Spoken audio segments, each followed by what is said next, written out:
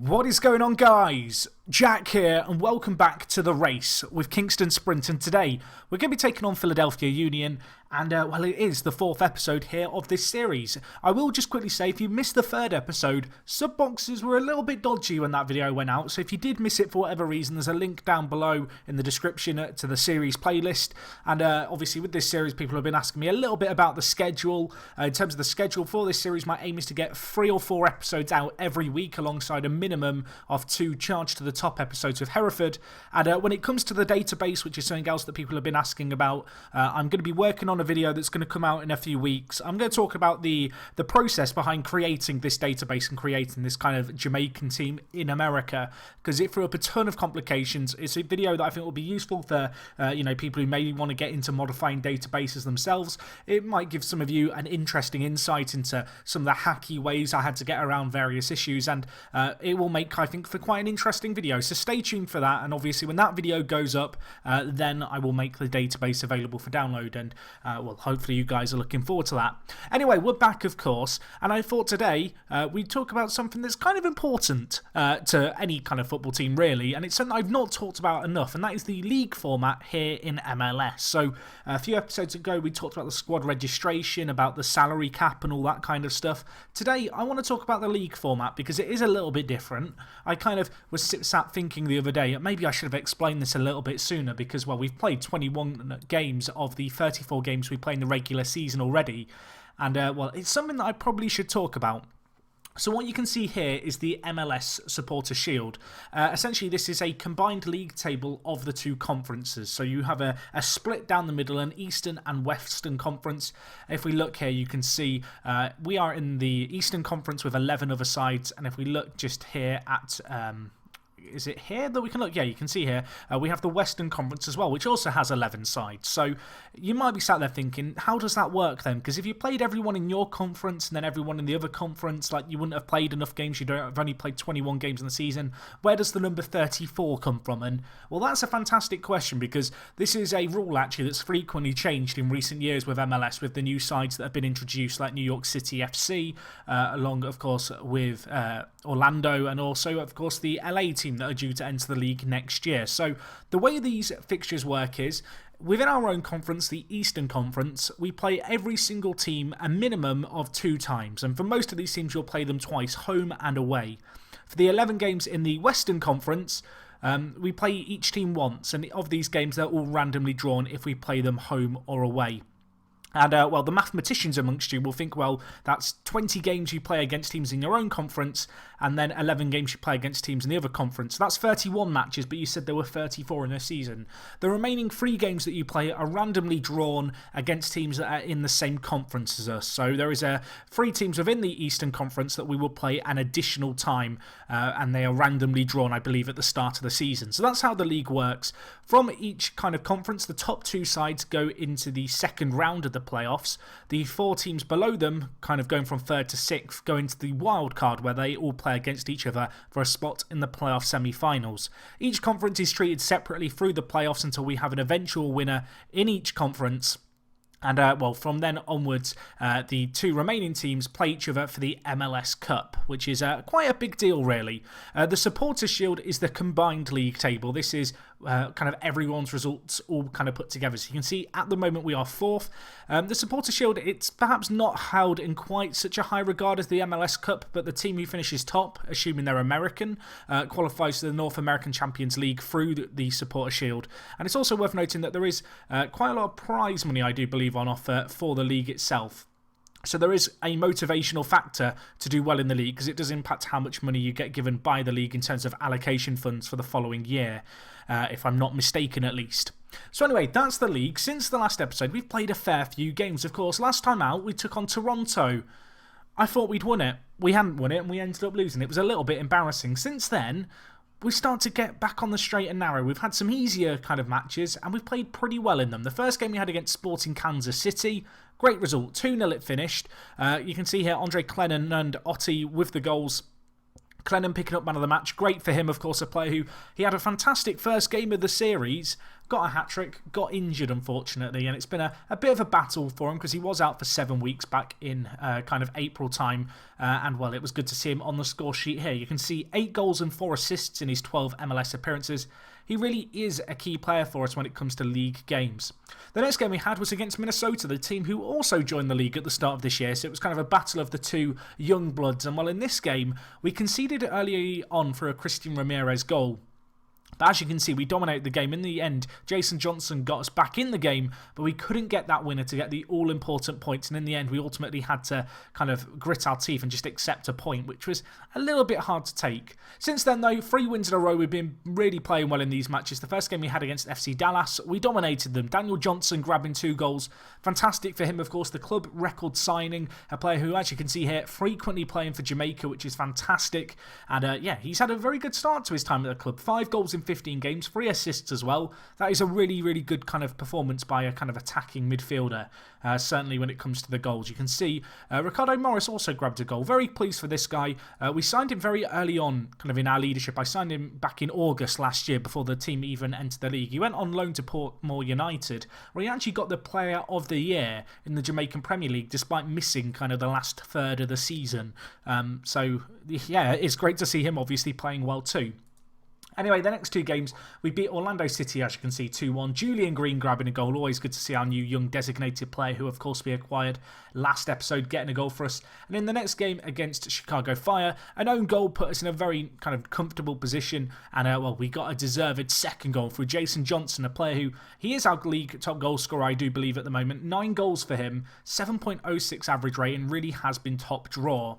Anyway, before we get into today's game, I do want to talk about the schedule, because you might have noticed it here. We are in the North American Champions League.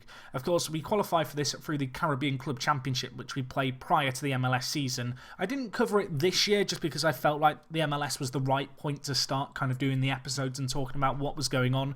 But next year there is probably a fairly good chance I will cover this in some detail. Maybe it'll be through kind of a highlight package where we just kind of go through all the different matches.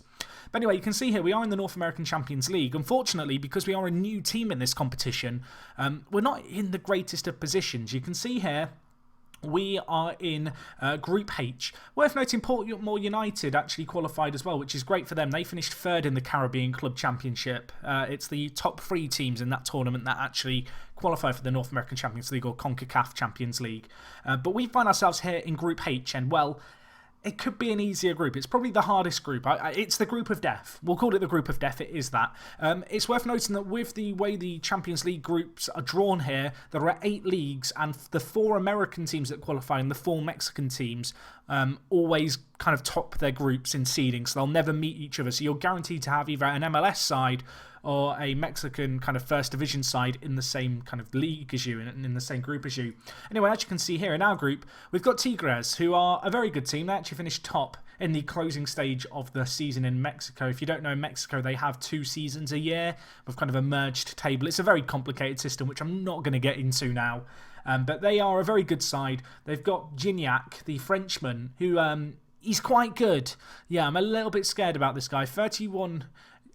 so yes, yeah. What was I going to say? I was going to say 31 years old. He is 31 years old, and then I looked over at the 34, and my brain pooped itself. Yeah, he's 31. He's a good player, though. Very, very talented advance forward. He's going to be tricky for us. If we look at Liga MX right now, Tigres, in fact, the league hasn't even started, so it's pointless. But they are the current holders. They are the best team in Mexico. And the other team that we've got is Saprissa, who are a Costa Rican side. I've probably butchered that pronunciation, so I will apologise now. These guys are actually in the knockout stages of the CONCACAF Champions League in real life at the moment, in the quarterfinals. They got through their group. They're a very good side. They're not perhaps quite so good in FM, but they've got some good players here. If we just flick through, obviously, they've got a few virtual players, kind of the generated players for teams who are in leagues that aren't supported. But yeah, their squad's talented. You know, they've got some good players here, and it's not going to be easy. And so next episode, I think we'll probably be doing a live commentable header of the Saprissa and the Tigres game. So they could be 2 interesting ones to look forward to. But anyway, let's focus on the here and now. We are taking on Philadelphia, but there is another problem that we've got. We had this problem before. It's something that we are going to experience here in the USA because of the league kind of running kind of through the regular year as opposed to the English system where it starts in kind of September and runs through to May. And that's the fact that summer international tournaments cause us problems. And well, Jamaica, they're doing quite well. to be fair to them. They're in the Gold Cup quarter-finals where they're taking on Guatemala. The only issue with all of this is, if we look at their national team, there's quite a lot of players here who play for us. In fact, there's 7 of them. Not all of them are starting, but Kamal Lawrence and Andre Blake are up there. And as a result, we don't really have a full strength side. In fact, looking at it here, we have 19 players available for selection, which is, well, less than ideal, I think it would be fair to say. It's still not a weak team by any means. Apara, he's been one of the best defenders I think I've had in FM this year so far. If we just look actually at the MLS table, you can see he has the second highest average rating as a defender. He's been superb for us, the 28-year-old. I feel like Sporting Kansas City, they've got to regret kind of letting him go up into the expansion draft. And, well, after a poor year last year, he's doing well for us. I've been warned, I think, in real life, he has had a few injury problems. So I'm hoping he's not going to have too many of them, although he has had a few here and there for us already during his time at the club. Elsewhere, we've got Julian Green back in the side. Unfortunately, though, we are missing a few other players. You can see here, Michael Carrick out suspended. And actually, if we sort by kind of ability, you can see just how many of our key players are missing for today's game. I'm pleased to say Jermaine Anderson is back in the side. He's currently lacking match finish. You may remember he was out with a twisted ankle. He actually immediately twisted his ankle again. Quite fortunately, because it is over the summer period whilst there are international tournaments and stuff going on, the fixtures are a lot more spread out. So although we've only played 5 games since the last episode, it has almost been kind of 2 months. It has been quite a lot of kind of time has passed. So Anderson is back to full fitness, but that is a little bit of a cause for concern. Twisting your ankle back-to-back kind of games, I think it was. I think it was his first game back when he was fully fit that he twisted it again. I'm a little bit uncomfortable with that. Anyway, you can see here looking at the goals, Jason Johnson, big player for us. Surprised he didn't get called up for Jamaica. He did make a few appearances for them earlier on in the calendar year, but he didn't make it into the Gold Cup squad. So we have him to call upon.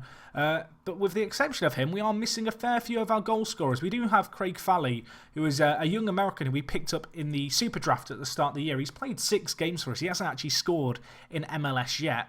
Another player we might be looking to is actually Harris. He's only 23. He has only got 1 goal, but at 23 years old, a very talented kind of attacking midfielder from Jamaica. Not a lot of potential, at least in the opinions of my staff, but maybe he can put in a good performance for us. When it comes to assists, O'Neill Fisher's done very well actually at right back, as has Jason Johnson. Julian Green's also done well, obviously. Big player coming in, a lot of pressure on his shoulders. He hasn't been banging in goals for fun. He's got 2 in 9 appearances, but he has got 3 assists, and his form of late hasn't been too shabby. Although, I'm looking for him perhaps to make a few more standout performances, and perhaps now this is an opportunity for him. Anyway, if we look at the Philadelphia side, you can see at the moment they are second in the Supporters Shield. They're a very, very talented squad. If we look at their kind of big performers, you can see here they've got this guy, Hernan, very good kind of central midfielder, or at least you'd think he'd be a central midfielder. He's actually a striker, which is a little bit odd, but he's a good player. And if we look here at assists, you can see the Brazilian, is it Asenio? I feel like he used to play for Shakhtar. In fact, he did. You can see here. He's not a bad player. I wouldn't say he's scarily good, but we're going to have our wits about us, I guess, to play well in this game. And, well, hopefully we can have a good performance with our kind of fairly heavily rotated side. If we just have a look here at the match preview, Philadelphia, they won their last game. You can see here, looking in our conference, we're 4 points behind them. A win here would close the gap to 1 point. So it is kind of important that we win this game, because ideally I'd like to try and finish top 2 in our conference and, get out of the wildcard spots. But, I mean, wildcards is what is expected of us. But at the same time, a chance here to really close the gap on a team slightly ahead of us in the league. Anyway, in terms of the team, we go with McPherson in goal, of course, our second choice goalkeeper. Andre Blake, our first choice, is at the Gold Cup. He is actually the former Philadelphia goalkeeper, so perhaps he'll be a little bit disappointed to be missing this game. At left back, we go with Edgar Solis, the Mexican. At right back, we go with O'Neill Fisher. A little bit surprised he didn't get called up for Jamaica, but I guess Jamaica's loss is our gain. At centre back, 2 kind of first choice centre backs, really. Jermaine Taylor, alongside him Apara, who, well, I've already sung his praises. He's been terrific for us so far this year. In the deep line playmaker role with Carrick out suspended, I am going to play Jermaine Anderson here. He's fairly good defensively, good tackling, good marking. Hopefully he can have a good performance, kind of dictating the play from deep. We then go with Pelosi out on the left kind of the midfield. He's a very good player, this guy. Not been amazing, but he came in as a bit of a backup option. And, well, you can see here he's played 20 games this season. He has been a fairly kind of regular player in our first team. The next player we have, a player who I've not talked about yet, I don't think, but a player who my scouts kind of picked up. This guy, his name is Kevin Hunt. He's from Trinidad and Tobago. You can see he played a lot of games at youth level. He's one of the best regens that my scouts found in the Caribbean, when I sent them out on scouting kind of searches at the start of the year. We picked him up for a measly fee, $105,000. I think that's a great fee to pay for him. He's only 18. He's going to start today. Got a little bit of kind of growth to do in terms of his technicals, but I want to get this guy some regular first team football to hopefully help him develop, because he has got some potential to fulfill. Anyway, we've talked about Harris at the striker position, and up top for today's game we go with Julian Green. Alongside him we go with Jason Johnson. So it's a bit of a weird situation to be in, because it has been a little while since I've had a kind of free roam of my team. We've had a few injuries. We've had a few different international tournaments going on with Jamaica that overlap with that MLS season. Of course, there are other teams in the USA who are missing players from their sides, and even Canada as well, because they're playing in the Gold Cup. But of course, a lot of the clubs in America, they only have maybe one, maybe two or three at a push kind of national first team players in their side. So, if they are missing a player, it's not a significant number. Whereas for us, with our Jamaican core, we've lost 7 first-team players, and with a few injuries and Carrick's suspension, we are certainly weakened, and it makes this game against Philadelphia that little bit more difficult. Anyway, they are going to try and hit us on the counter here. Sapong bringing the ball forward. Kratz inside. It's the guy who I thought was a centre midfielder, and, he's laid it to the guy who I said I didn't think was much of a threat, Ilsinho.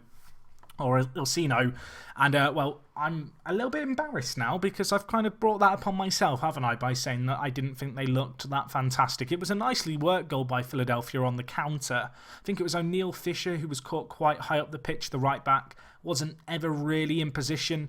And they've just punished us, haven't they? And it's not the start we wanted. We struggled last time out against Toronto. We've gone on some good form.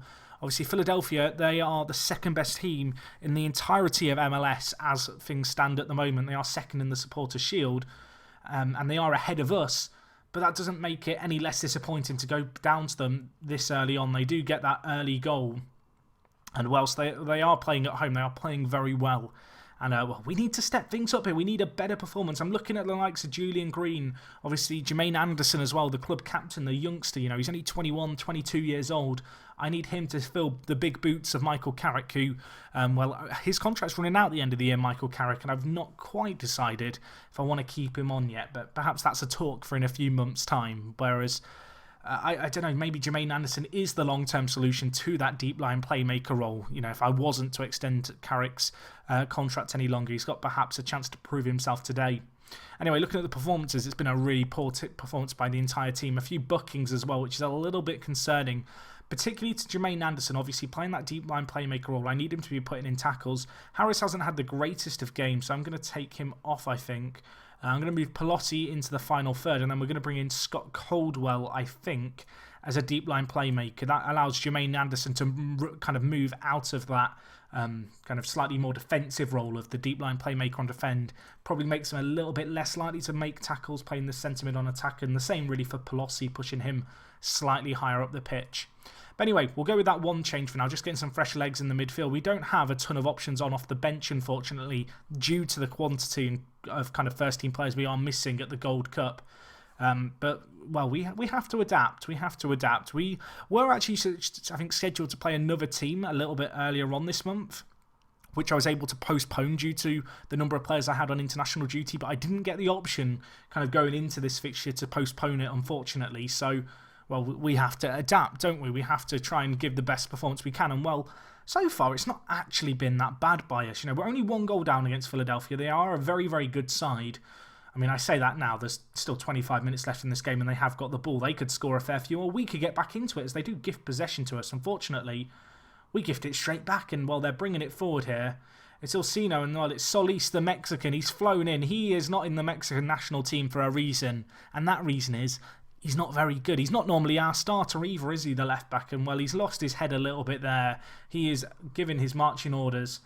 And, we have to change things. I'm going to bring in, I think, Corey Binns to play left-back. The youngster, he's only 16, very hot talent. You can see here, determination going up through the roof. This is what tutoring can do, people. Make sure you get tutoring done.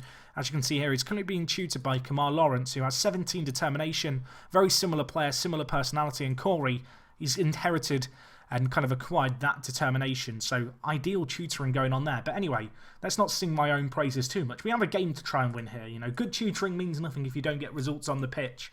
In terms of what we're going to do, I'm going to play Corey Binns at left back. I'm going to ditch the centre attack in mid, and we're going to just kind of make our entirety of the centre of the midfield just a little bit more attacking. I could bring on Craig Falley, and in fact I think we are going to for Jason Johnson. So another youngster, the 21-year-old, going to be given a little bit of an opportunity. He's not actually a bad little striker really. He has good finishing, composure and off the ball. But his physicals are a little bit average, and it's also worth noting not a whole lot of potential expected of him. But he's going to get a chance today to try and make something magical happen for us. With 25 minutes left in this game, where if we find ourselves a goal down, obviously it's an uphill battle from now, but we've got to stay on the front foot. We've got to try and make something happen. As Anderson lays it out wide to O'Neill, Fisher crosses it in, headed away. Can Caldwell get there? He can't. But, well, we continue to apply the pressure. Corey Binns, he's got to contain his man, and, well, I'm focusing on that. I should be focusing on the middle where there's a massive parting of the seas. Hernan scores. Opara and Johnson, or not Johnson, sorry. Number five, where is he? I can't get his name. Taylor. We have too many Johnsons. There's two of them. Daniel and is it Jermaine? I don't want to get the names wrong of these players. No, Jermaine Anderson, Jason. Why does everyone have the same name? Why they don't have the same name though. There's only one Jason in our side, Jack. That's not the point. Right, I'm just arguing with myself here. I'm having a meltdown. They've scored again. When did that happen? I mean, I missed that. I was too busy going crazy apparently. Sapong scored. Well, I said there was time for them to get a few. I didn't actually want them to get a few, but they have. They're on the attack again. What is happening? What are we doing? Why are we here? I mean, maybe I should have just gone on the counter when we went a man down, but I wanted to try and get back into this game, and we are being humiliated. I mean, our centre of midfield definitely doesn't have a whole lot of balance about it, and our fullbacks are still on attack. That's a mistake. I kind of thought they were on defend, so I apologise to my fullbacks because I've thrown them under the bus a little bit there. But, well, I didn't park the bus, did I? I threw them under it. That's the problem. I should have just set up shop. I should have defended well. Really, I'm just hoping now we don't get any injuries. You know, that would be the cherry on top of the cake to really rub salt in the wound of this game, because this has been awful. You know, a chance to close the gap on Philadelphia. I know we've got some players away on international duty, but last time out against Toronto we had the exact same problem. You know, we were missing players like Andre Blake, and we were still able to give a performance to be proud of. Unfortunately, I can't help but think the sending off is what has screwed us over there. And, well, Solis, it was a stupid decision. I'm considering his position in the squad as a result. It is worth noting we do have a little bit of a gap onto DC United. You can see they're 10 points behind us, although they do have a game in hand. So the kind of wildcard spots is definitely looking doable at this point with, well, just 12 games left of the season. But we are going to have to ensure we don't have too many more results like this one, because, well, it's starting to get a little bit embarrassing, isn't it? Anyway, in terms of games we've got coming up, we've got New York City FC, then we have New England. We then have Saprissa, and then we take on Toronto and Columbus. I think we'll do a double header next time. It'll be the two North American Champions League games that we kind of focus on. Two big games for us. It's going to be tricky because only the top team in the group of three kind of goes through into the knockout stages. And, well, as I already highlighted, we're in a little bit of a group of death, so I'm not too optimistic of our chances. But, well, we have to improve, don't we? We have a few games now to try and get back on the straight and narrow. That game against Saprissa is going to be kicking off at the start of August. So we've got 2 weeks to try and go back to the drawing board and maybe rethink some stuff up. And, well, hopefully we can come back and be stronger next time around. Anyway, guys, hopefully you have enjoyed. As always, if you have, please do leave a like. As I said earlier, if you did miss episode 3, please go check it out. Obviously, sub boxes are being broken. Never ideal. It's worth going and watching it just because I did a beautiful kind of little edit to introduce the episode with our new signing, Julian Green. But anyway, that's going to be all from me. Thank you for watching, as I already said. If you are enjoying the series, as always, leave a like. If you've got any comments, stuff you'd like to see me cover, please let me know. One last thing, not many people will have got to this point in the video. Please, can I ask nicely, don't recommend kind of Jamaican players for me to sign. People have been spamming Leon Bailey. I've seen, who else have I? There's been all kinds of names spammed. Mariap has been mentioned. I've looked at every single player with partial Jamaican nationality to try and bring them in. The players I currently have in the side are the best ones I can either afford to bring in or can actually attract and are willing to even talk about coming to MLS to play for us. Anyway, that is all from me now with that wrapped up. I will see you guys next time. It is me, Jack, and I will talk to you guys in a bit. I'm out. And you jerk it out.